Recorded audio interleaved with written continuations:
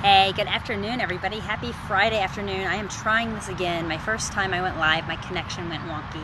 So I stopped it and cleared it out, and hopefully this time it's going to work. So I hope everybody had a great into their week and is getting excited for the holiday weekends. If you have any big plans, anything fun, or if you're just going to kick back and relax, I would love to hear what you're planning. This weekend for us is fun. My niece is getting married on Monday, so this weekend we will be celebrating her and her future husband, and family all together, which will be really nice. And then we all come together obviously on Monday for the wedding. My girls are in the wedding, so they're super excited. So Sunday we'll go do manis and petties and get ready. And my son has been talking about the tuxedo that he gets to wear on Monday to the wedding. So that'll be super cool, super fun. But that brings me into my topic about making sure that we have good plans, right? We always say if you fail to plan, then you are planning to fail. So what do I mean by that? Hey, Michael, what do I mean by that? Right? So when we set ourselves up to succeed, we have to have a plan. We have to have a plan in action, and that's really, really super important to have that plan in action, because without it, then that's when things go all haywire. So I have a really busy weekend. Like I said, we have my niece's wedding. This weekend we're all together. There's going to be catered meals. There's going to be a party tomorrow afternoon. There's going to be stuff going on, right? If I don't plan, the weekend's going to be bad, right? I'm going to fall totally off my game. And for so many people, this weekend especially, it's a big weekend, right? What do you have on tap for this weekend? Are you going to a barbecue maybe? Are you going to be hanging out at the pool, where you might be, going up to the snack bar and buying things that you don't want to buy? Right? There's all kinds of things going on. This is barbecue, barbecue season is starting this weekend for many people, though if you ask my husband, barbecue season is 365 days out of the year. So there's no official start to barbecue season. It just never ends. But it really, knowing what those things are that's coming up and setting a plan for yourself is how you're going to be successful, right? That's the number one thing to be successful. It doesn't mean you can't enjoy a barbecue. It doesn't mean you can't enjoy a wedding, or, because this is wedding season, graduation season, right? It's party after party after party after party, right? And this is the start of that, right? And then we go into that for the full summer, right? I know how many clients that I have that are going to have weddings this weekend and next weekend, and whatever, graduation parties and birthday parties, and then we go to 4th of July, and then we go to whatever, goes on and on and on, and then we get to Labor Day. So the parties never end, right? Because then we get to Labor Day, and then for those of us who are Jewish, we start celebrating the Jewish holidays in the fall, and then we get into Thanksgiving, and then we get into Christmas, and right, it goes on and on and on. So there's always something that's going on, always. And so we have to have a plan in action. We have to, but even before we can have a plan, it goes back to what I've been talking a lot about, right? Is you got to know why you want to even have a plan, right? Why do you want that plan? Why do you have a goal for it? And then from that, you set your plan. You set it up, and you set yourself up for success. So, right, I'm going to, we're going to be together as a family this weekend for our meals, and they're all being catered. And I know that the food that's being catered, thank you, Leslie. I know that the food that's being catered is not stuff that's going to sit right with my system. It is not good. It will not do good things for me. So what did I do? I planned my food. I packed it all up. I have little boxes sitting in my kitchen. Actually, my husband may have already taken them with him. Little boxes. It's got my chicken and my green beans and my cauliflower all all measured out for myself, and for one other person that's going to be with us that also requested it. Right? So that, because others around me want to also plan to be successful, right? So I'm planning so that I'll be successful over the weekend, because if I leave it to chance, I don't know what's going to be there, right? And sometimes it's okay to leave things to chance, but not always. And where I am right now, I can't leave it to chance. And I actually had a client who said something to me about this the other day. Tell me if the noise from the highway is too loud, because if it is, I'll walk back inside. I don't even hear it anymore. But I had a client who was talking to me about this, who she was struggling, with her plan, and she said, "You're so strong." She said, "You always plan it out. You always weigh it and measure it. You always." And I said, "I have to do those things not because I'm strong, But because I'm not strong, because I struggle if I don't, I have to give myself that structure. And it's super important going into a weekend like this, right? I have a big dinner tonight. We have a big lunch tomorrow. We have a party tomorrow afternoon, right, to celebrate the bride. Sunday is going to be kind of quiet.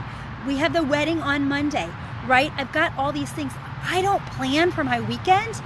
I'm going to come out of this weekend and I'm going to put on weight, and I'm not going to feel good. Or even if I don't put on weight, I'm just going to feel right? I want to be able to enjoy myself. So that's why I have to plan. I have to give myself that structure and guides to plan by. It doesn't mean that tomorrow at the party I may not have a taste of a dessert.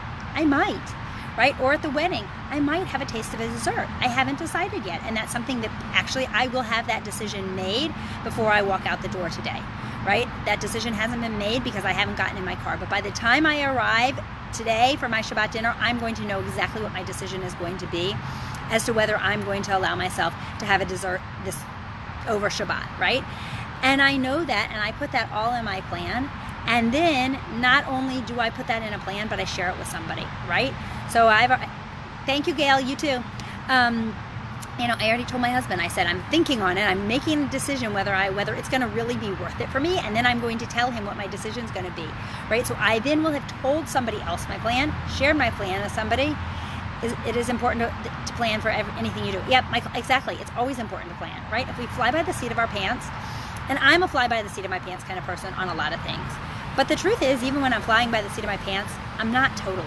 I still have some sort of plan. I still have some sort of vision. And when we don't have a vision, when we don't have some sort of plan, or when we don't want to know where that outcome is going to come out to, we're going to fail. So part of what I do when I'm making my plan for the weekend, for a weekend like this, right? I stop and I close my eyes and I think about, where do I want to be on Tuesday morning? Because, right, it's a long weekend this weekend and the wedding is on Monday. Where do I want to be on Tuesday morning?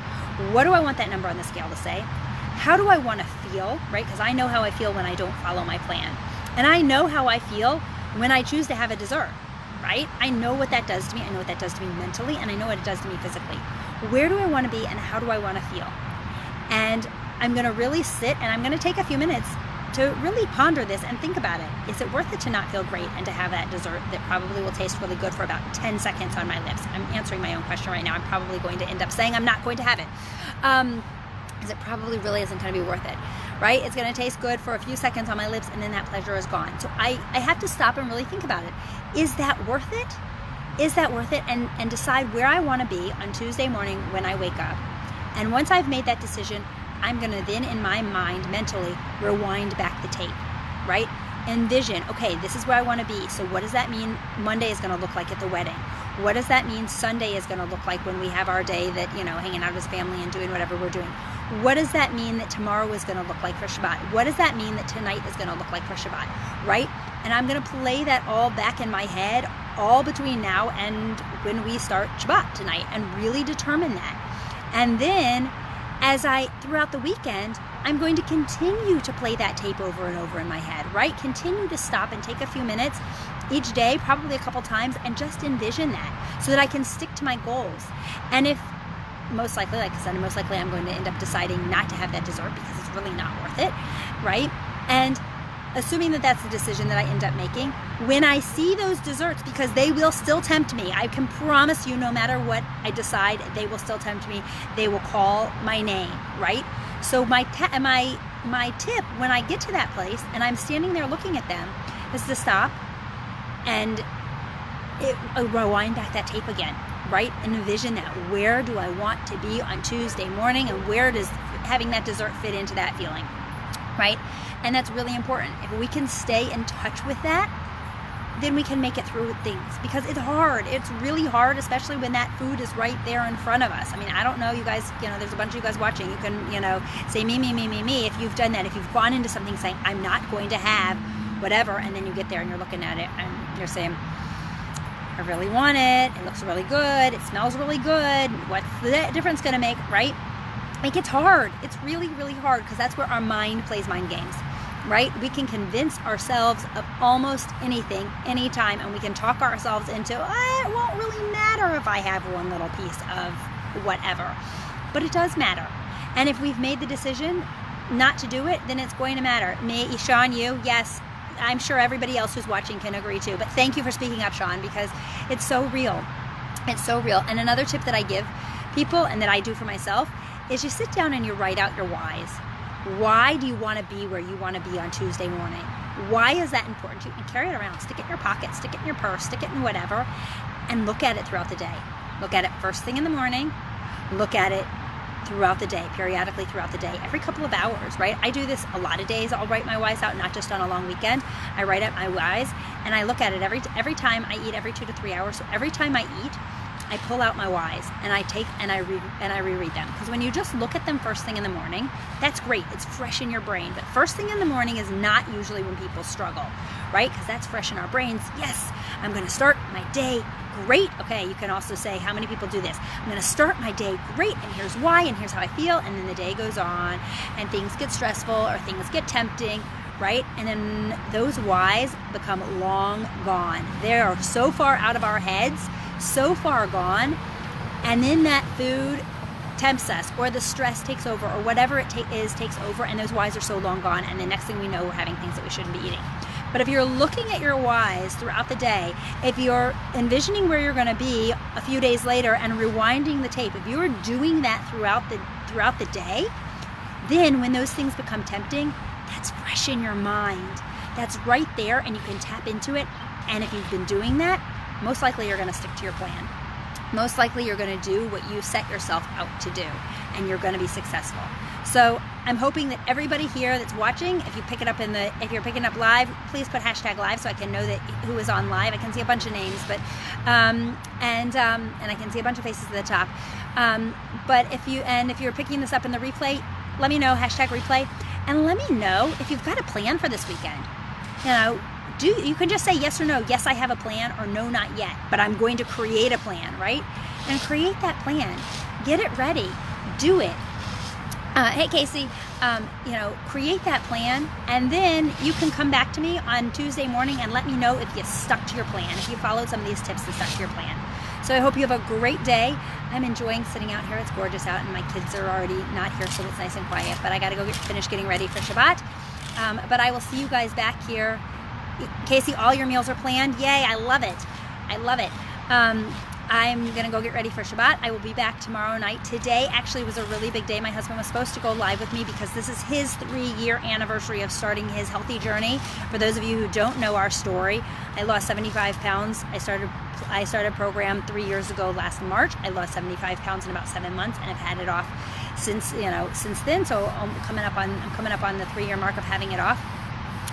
Hey Shira, and my husband came on plan after he saw how amazing I was feeling and what my results were. He came on plan 3 years ago today. This is his 3-year anniversary for coming on plan, and we've been celebrating.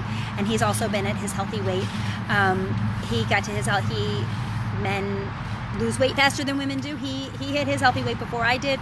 So he's also coming up on his 3-year mark, because it took him about 3 months to reach his goal. He lost 45 pounds on program, has had it off, and is feeling great. And our lives have been completely changed. But the only reason why we've been able to keep them off, the only reason why we have been able to be successful, the number one reason, and the reason why our kids have changed their lives as well, is because we plan, is because we keep living this. If we had only done the program for the 3.5 months that it took him, or however long it took him, and my 7 months, right? If we had only done the program then, and we stopped those healthy habits that we were creating during that time, I can guarantee to you he'd be back up the weight, I would be back up the weight, and we wouldn't be sitting here talking today. But it's things like this. It's deciding, making a decision, and setting a goal, and setting a plan for all the time. That's how we're successful. So I hope you guys have a great day. Definitely, if you don't have a plan for the weekend, make your plan. And Shira wants my help too, Gail. Okay, let's be in touch next week for sure. Let's have a great weekend, and I will be back tomorrow night. Hopefully he and I are going to go live tomorrow night to share his story, so you can hear it from his mouth, how he started, why he started. Okay, Gail, I will definitely call her. Shoot me a message with her phone number. But we will be back tomorrow night with his story, so he can tell you from his mouth what spurred him on to make a decision to change his life. Because we all have to come to it on our own, right? If somebody tells us we have to do it, it's not going to work, but we have to decide, we have to make a decision. So have a great evening. For those of you who celebrate, Shabbat Shalom. For those of you who don't celebrate, have a wonderful holiday weekend, and I will see you guys back here tomorrow night. Bye.